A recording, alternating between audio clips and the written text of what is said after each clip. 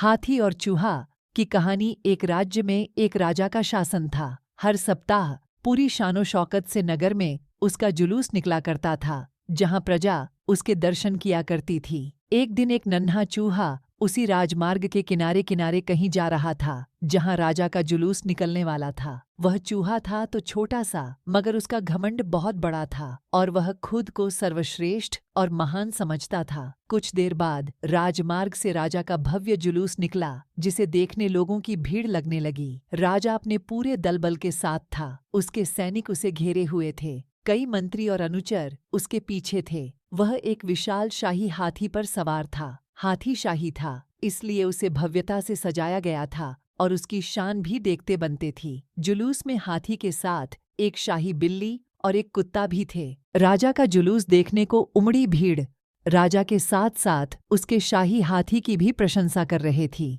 यह सुनकर घमंडी चूहे को बहुत बुरा लगा। वह हाथी को गौर से देखने लगा, फिर सोचने लगा, इसमें ऐसी क्या खास बात है जो मुझ में नहीं।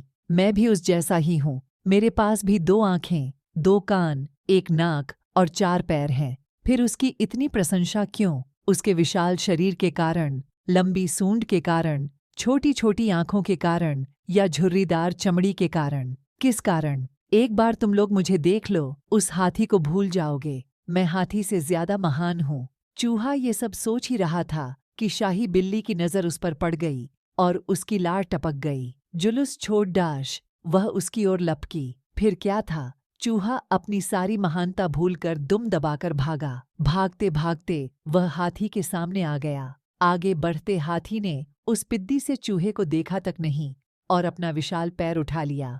चूहा उसके पैर के नीचे कुचलने ही वाला था, मगर किसी तरह उसने खुद को बचाया। वहां से बचा तो खतरनाक कुत्ता सामने था, जो उसे देखकर गुर्राया। चूहा पूरी जान लगाकर वहां से भागा और राजमार्ग के किनारे स्थित एक छेद में घुस गया। उसका सारा घमंड उतर चुका था। उसे समझ आ चुका था कि वह इतना भी श्रेष्ठ और महान नहीं। सीख, किसी से मात्र रूप रंग की समानता हमें महान नहीं बनाती। महान हमारे गुण और कार्य बनाते हैं।